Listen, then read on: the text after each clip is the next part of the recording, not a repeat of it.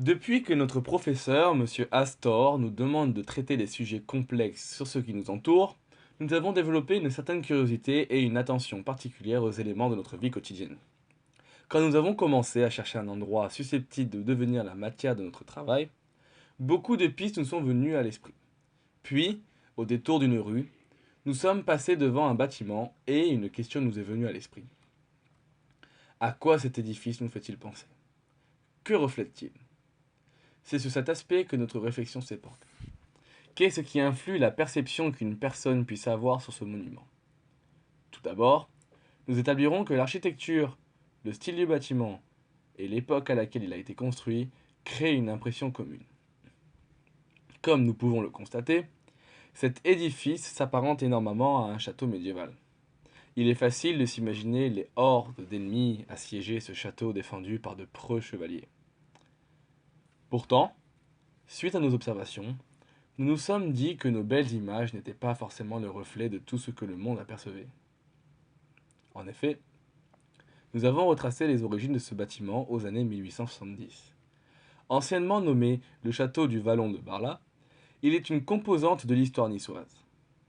Mais, de par sa discrétion et son style, certes atypique mais toutefois singulier, cet ancien château a su se fondre dans la modernisation de notre ville. Pour admirer cet édifice et en ressortir de son vécu, il est nécessaire de lever la tête, sortir de sa zone de confort et oser s'aventurer.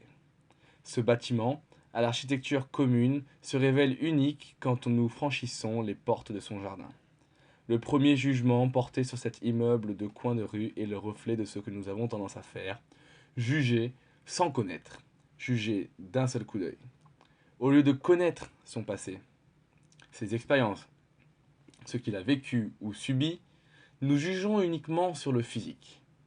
C'est sidérant d'en arriver au point de comparer un immeuble à ce qu'on fait à une vie humaine, n'est-ce pas? Et pourtant, en voilà l'affligeante preuve.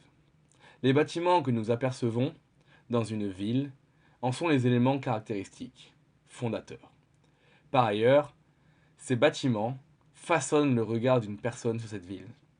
Et malgré tout cela, rares sont les personnes cherchant à comprendre l'envoûtement qu'ils ressentent pour une ville magique comme Nice.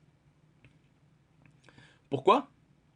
Paresse intellectuelle, désintéressement, absence totale de volonté.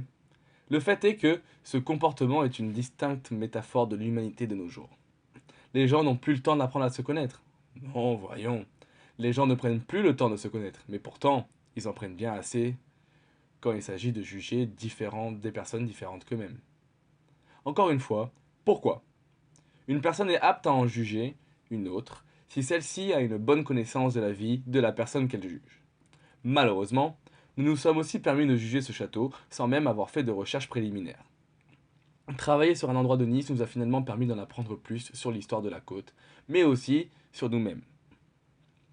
Traiter d'un sujet, au premier abord, simple, nous a révélé une bien plus grande complexité. Comme quoi, à travers une construction de pierre, nous avons poussé notre réflexion jusqu'aux bases de l'humanité.